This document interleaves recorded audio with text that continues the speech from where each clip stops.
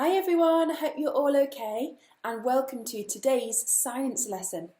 Now last week we started by looking at some habitats and I asked you to get out into your garden or a local area near your home to see what animals have made that area their home. Now I also asked the staff in Key Stage 1 to have a go at filming some of the animals that live in their garden. So shall we have a look? Let's see. If you look carefully, you can see the ants travelling up and down the tree.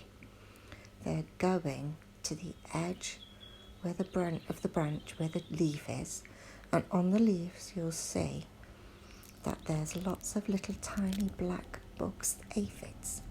They produce a sticky substance that the ants like to collect and take back to their nest. Also, if you look carefully, you can see a bee. He's collecting the substance and taking it back to his nest too. The tree is full of ants and bees and aphids and hopefully some cherries. This is a little grey squirrel that lives at the bottom of my garden. His name's Mr. Nutkin and he lives in this big old holly tree. This is just two really old logs, but the ants and the bugs and the snails and the spiders love to live in it. There you go, can you see the snail? And inside here, the spiders and the bugs hide away. This is a little caravan. It's the mouse house. Little hole for them to get in and out. And this is the birdhouse. It hangs in the tree and the birds like to nest in there nice, cosy and warm. And this is the ant nest. The ants make little holes to come in and out. Can you see the little holes? Because they live down under the stones, making lots and lots of tunnels down there. And this is Henry's little house, the hedgehog house. He likes to live in there where it's nice and cosy and warm when he comes out and eats the bugs and the insects.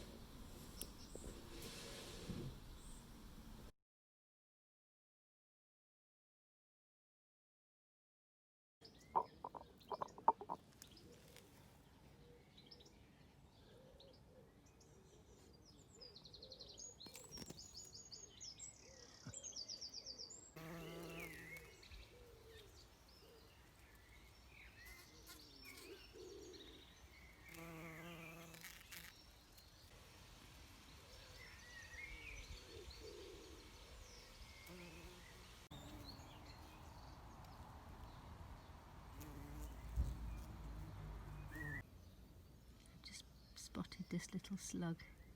He's trying to climb out of this tray. Doesn't like being in the sun, so he's trying to climb to somewhere a bit darker.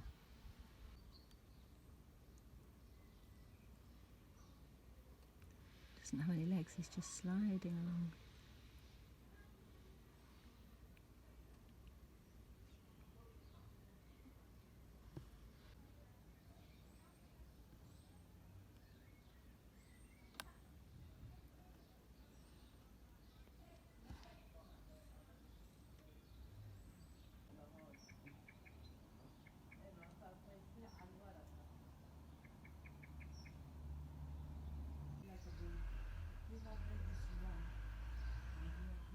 There's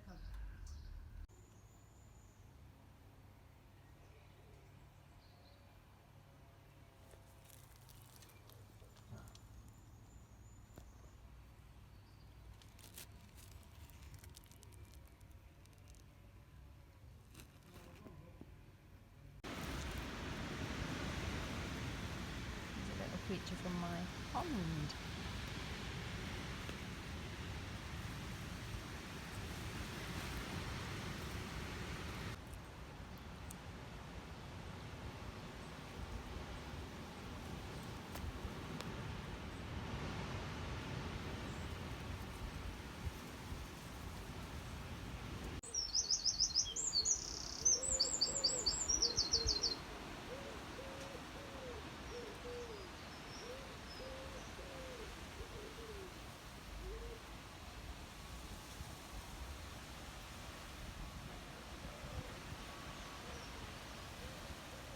Today, we're going to have a look at something called a microhabitat.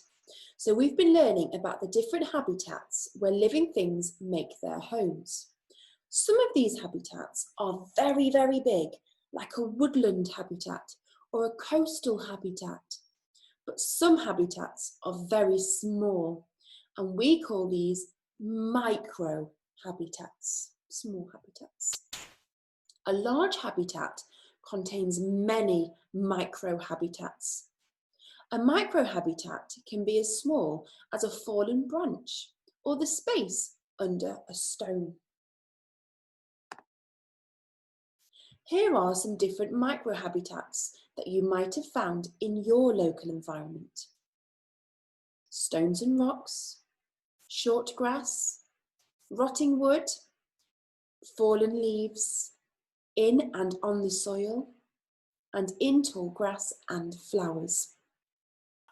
So let's have a look at the woodland habitat for an example.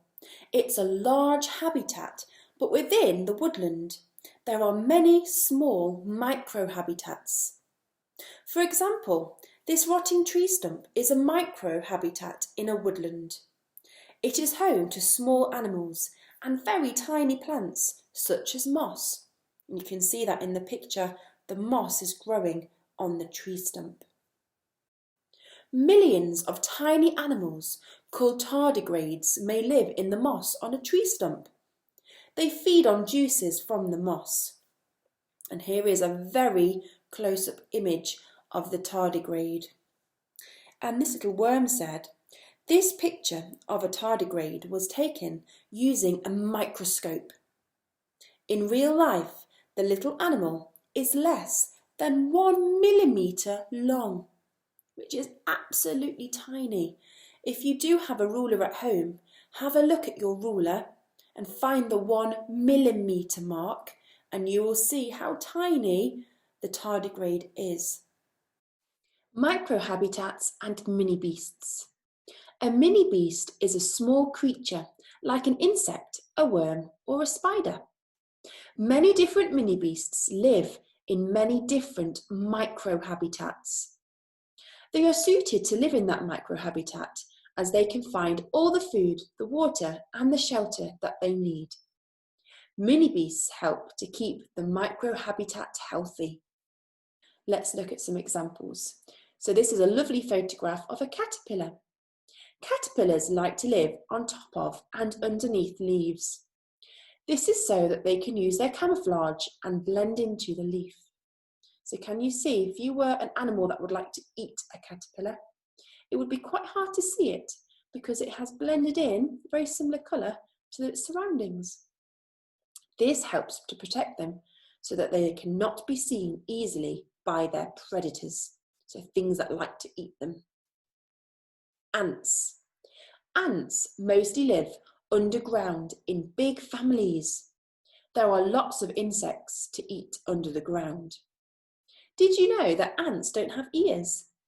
Ants hear by feeling the vibrations in the ground through their feet. Worms.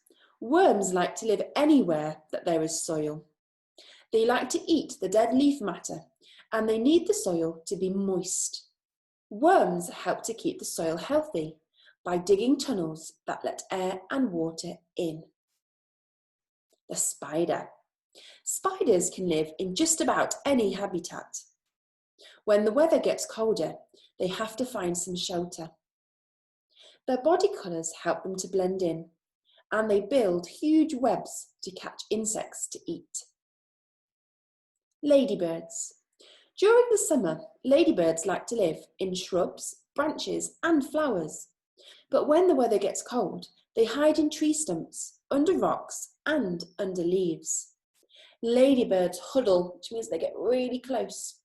Ladybirds huddle together to keep warm and hibernate until the spring.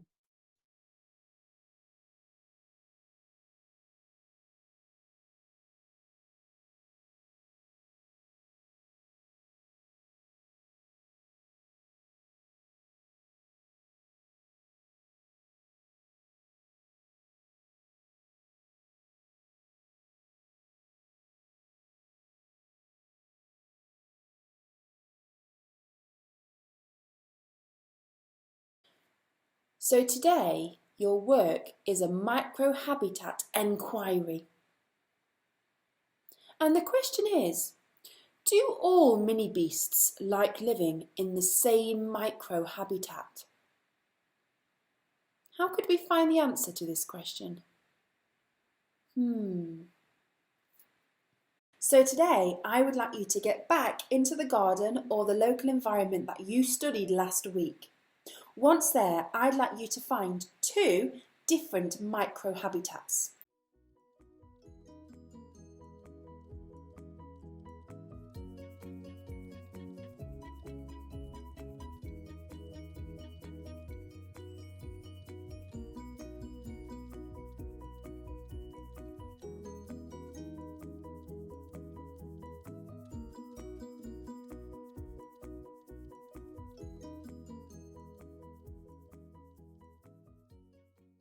Once you've done this, I'd like you to name the microhabitat, I'd like you to draw it, and then I'd like you to write me a sentence explaining what that microhabitat is like.